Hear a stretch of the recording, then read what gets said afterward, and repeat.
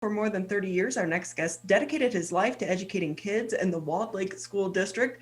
He's touched so many lives and helped shape the futures of countless students. But now the principal of Dublin Elementary, Jeff Drewno, is taking on a new challenge: retirement.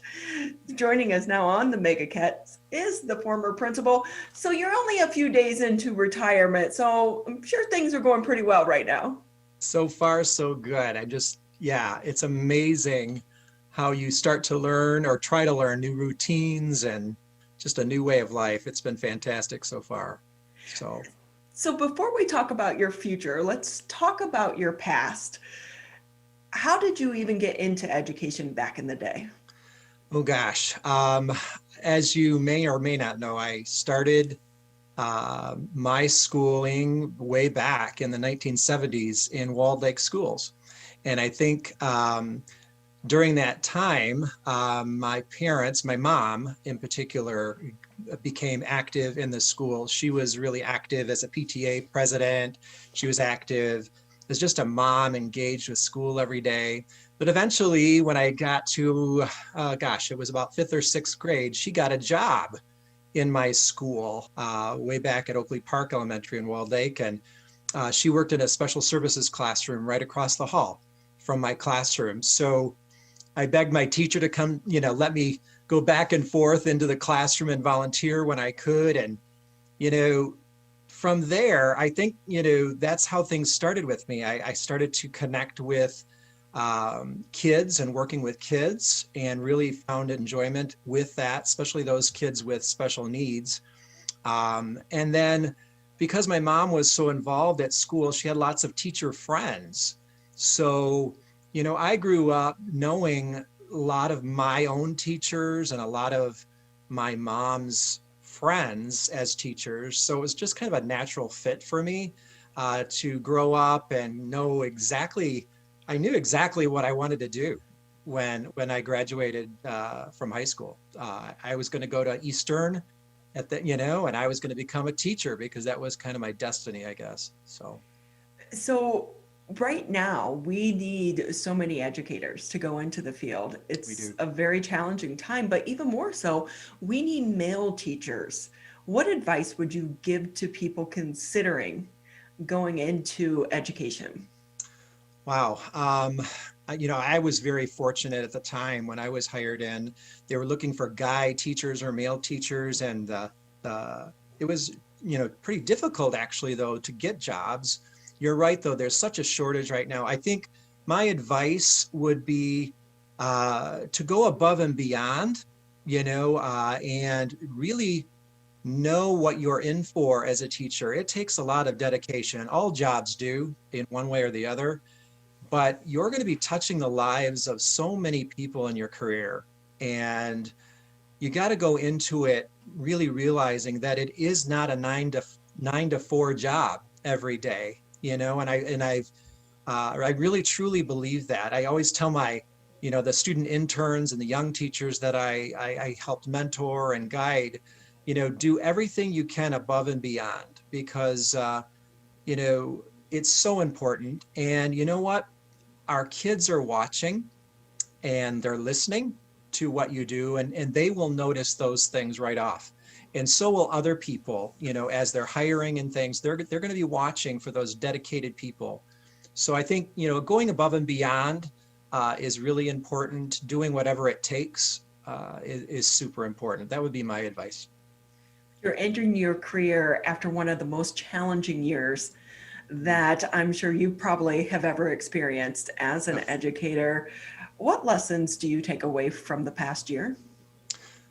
Wow, so many. The pandemic has changed the world in so many ways, and education especially.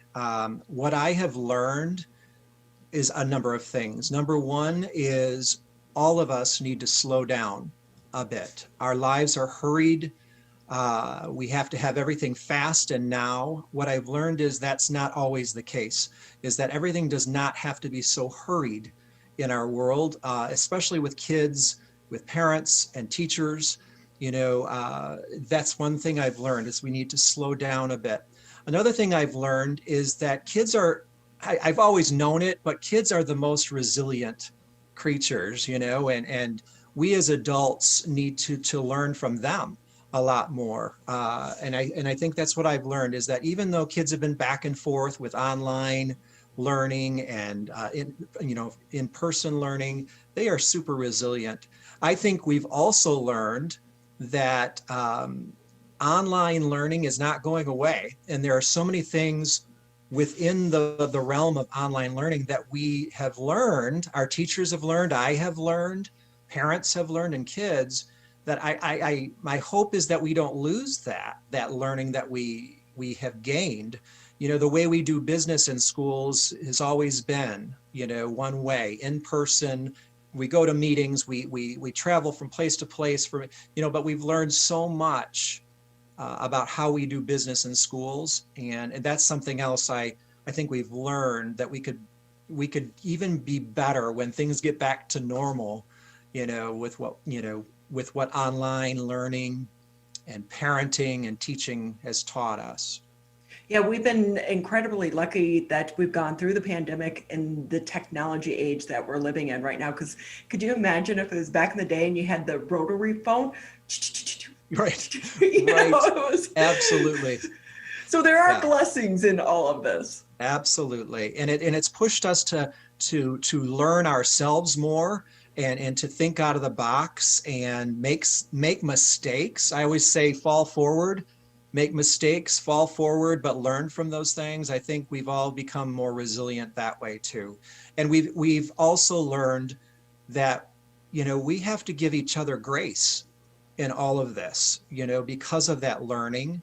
Grace to our parents who are learning to be teachers at home, grace to our teachers who are, taking on new technologies and new ways of doing their work, and grace to our leaders, also out there. So that flexibility, grace, and patience are the three big things I think we've all learned.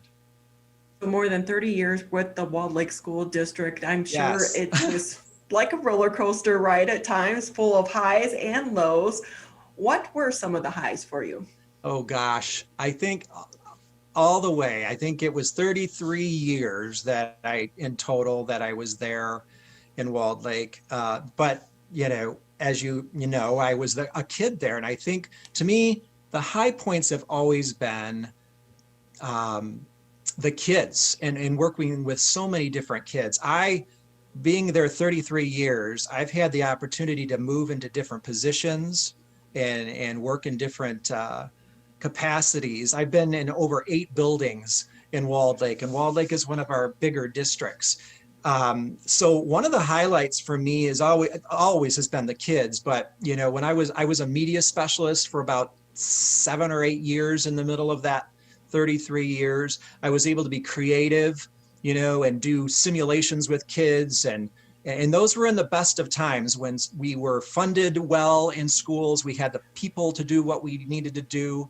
I was able to use that creative side of me. A highlight was when I taught 3rd and 4th grade, and able to teach with some really great colleagues. And I was able to, in all of those 8 buildings, I was able, one year I was able to jump on board to the high school, which I never thought I would do. I thought I would always be an elementary guy, and totally took me out of my box. But I was able to help the principal then, Janelle McGuire, and several others open up a brand new building, Walled Lake Northern, where they trusted me in starting the media program for that building. But even more fun for me was starting with their first musical production there.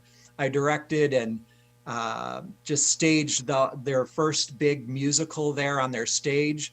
And what was really funny is when we opened that building, the stage wasn't even there. The seats weren't even there. We were building that school as we were living in it. I've had some really, I was able, another big highlight was being able to open Pleasant Lake Elementary back in 1990. And that was a brand new school at the time. But what I've learned again, through that is that no matter what journey I took through those 8 buildings or these 33 years, it's for me, it's about the people And that's always been my mantra, is about people. And I've been in the most beautiful buildings in schools. And I've been in the kind of the least attractive or the oldest schools, yet it's bricks and mortar is what I've learned. And it's really the people and the culture of the building that really drives what we do at school. And I miss that, actually, that those people, in this first week of retirement, that's what I'm missing the most, are the kids and that daily interaction, and my teachers and my parents. I've really tried to, create strong, lasting, deep relationships with those folks. So what's next for you? What's retirement look like? Gosh, I told you a little bit, I love to be creative, so, I always talk about joy. I talk about things that bring you joy. Well, things that bring me joy are being creative. I'm a former performer. I was a singer and dancer and did a lot of stage work and musicals and plays and stuff. So I'd like to get back to that. I don't know what it's going to look like. Maybe it's some small cabaret shows or something to dig deeper into my musical talent again, in that creativity. I love dogs, and animals. So I'd love to volunteer and do some work with training dogs and working with animals. Perhaps it's a therapy dog program out there, or perhaps it's just, working at a local shelter. I'm a runner, so I like to be physically fit all the time and try my best at it.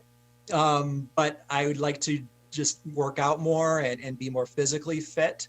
And I love to garden as well. So and that's always been my trouble, is I've got so many things I enjoy doing, but this time now that I have will let me kind of dig back there. I love to travel also, and I know it's a difficult time right now for traveling, but that'll come. I'm hopeful, but those are some things that fill my bucket. So I'm looking forward to those things.